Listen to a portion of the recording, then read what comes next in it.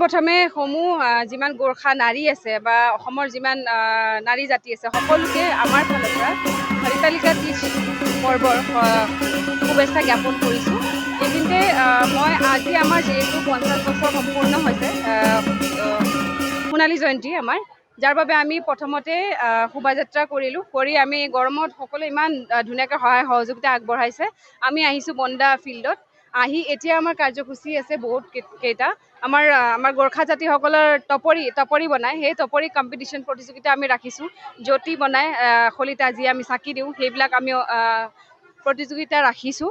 লগতে বহুত গীত নৃত্য হ'ব, নাচ গান হ'ব আৰু সকলো আহিছে গোটেই গুৱাহাটীৰ পৰা, সমগ্ৰ গুৱাহাটীৰ পৰা আমাক বাইদেউসকলে, আমাৰ মহিলাসকলে সহযোগিতা আগবঢ়াइছে। हरितालिका तीज पर्व स्वर्ण जयन्ती समारोहको तर्फबाट सबै आसामका सबै महिला नारीहरूलाई धेरै धेरै शुभकामना छ।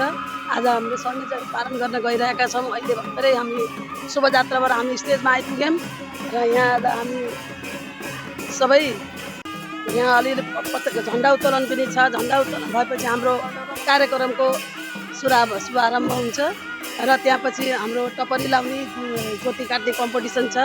त्यसपछि हाम्रो अन्य कार्यक्रमहरू, नाच गान गर्ने हाम्रो यहाँ आजको त्यो कार्यक्रम छ र सम्पूर्ण दिदीबहिनीहरू जति पनि गुवाहाटीभित्र वा आसामभित्रबाट सबै जति आउनुभएको छ दिदीबहिनी, आज हामीलाई शोभायात्रामा सहयोग गर्नुभएकोलाई धेरै धेरै धन्यवाद।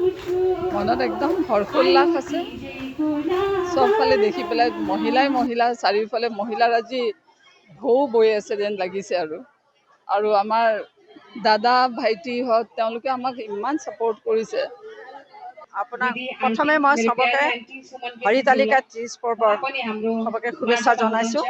আমাৰ অসমবাসী লগতে ভাৰতবাসীকো। আমাৰ এই গোৰ্খালীসকলৰ এখন মহান পৰ্ব, যিখন পৰ্বত নাৰীসকলৰ বুলি কয়, কিন্তু সপৰিয়ালে এই পৰ্বটো পালন কৰে। আৰু এইবাৰ যিটো হৰিতালিকা তীজ পৰ্বটো আমি ইয়াত তেনেকৈ সমাৰোহ এটা আয়োজন কৰিছোঁ, তাৰ অৰ্থটো হ'ল এই তীজ পৰ্বটো আমি এটা সৰু আকাৰত আমি বীৰকুছি অঞ্চলত কৰি আছিলোঁ। সেই অঞ্চলৰে আজি 50 নহয় 54 ইয়াৰ্ছ হৈছে। আৰু কিবা কিবি আমাৰ মাজত হ'ল, ক'ভিড হ'ল, আমাৰ ভানু জয়ন্তীৰো 50 বছৰ হ'ল। এইবোৰ চবক সমাপন কৰি লাষ্টত আমি এইখন পালন কৰিবলৈ লৈছোঁ। আৰু এইখন আমি বৃহৎ আকাৰত পালন কৰিবলৈ গৈছোঁ মানে হৈয়ে আছে, আজি হৈছে। আৰু আমাৰ 15 ছেপ্টেম্বৰত আয়োজন আছে, তাৰ কম্পিটিশ্যনৰ আয়োজন আছে, যিখন কম্পিটিশ্যনত প্ৰায় 14জনৰ দল প্ৰায় এতিয়ালৈকে আমালোকে অহাটো 14জনৰ দলত আহিছে। তেখেতসকলে ভাগ ল'ব। আৰু এইখন পৰ্ব যিখন আছে, আজি সকলো গোৰ্খাসকলে অকল নহয়, আমি সকলো জনগোষ্ঠীক লগত লৈ পেলাই একেলগে খোজকাঢ়িম বুলি ভাবিছোঁ। আৰু আমাৰ যিখিনি এটা ছোৱালীৰ প্ৰতি, এটা নাৰীৰ প্ৰতি যিটো সমাজৰ যিখিনি মৰ্যাদা আমাক দি আছে আমাৰ গোৰ্খাসকলক, এই মৰ্যাদাটো আমি বিচাৰোঁ গোটেই ভাৰতবৰ্ষৰ যিখিনি আমাৰ সমুদায় আছে, বিভিন্ন সমুদায়, তেখেতসকলে অনুকৰণ কৰক, যাতে এই সমুদায়ৰ যিখিনি ভাল কথা আছে। আমাৰ গোৰ্খা সমুদায়ে আমাৰ কোনোদিনে আমাক ছোৱালীসকলক বা কোনোদিনে নিৰ্যাতন কৰা নাই, কোনোদিনে আমাক অপমান কৰা নাই। আমাক এনেকৈ ৰাখিছে যিটো হিচাপত আমি যেনেকৈ দেৱীক পূজা কৰে, ঠিক দেৱী ধৰণে আমাক পূজা কৰি আছে তেখেতসকলে। আজিও আমাক তেনেকৈ ঘৰলৈ আনিছে, ঘৰলৈ মাকৰ ঘৰত আনে, খুৱাই আমাক কিবা কিবি দিয়ে, আমাক এটা ইমান ধুনীয়াকৈ আমাক ৰাখে। আমি গৌৰৱ কৰোঁ যে আমি গোৰ্খাৰ সন্তান।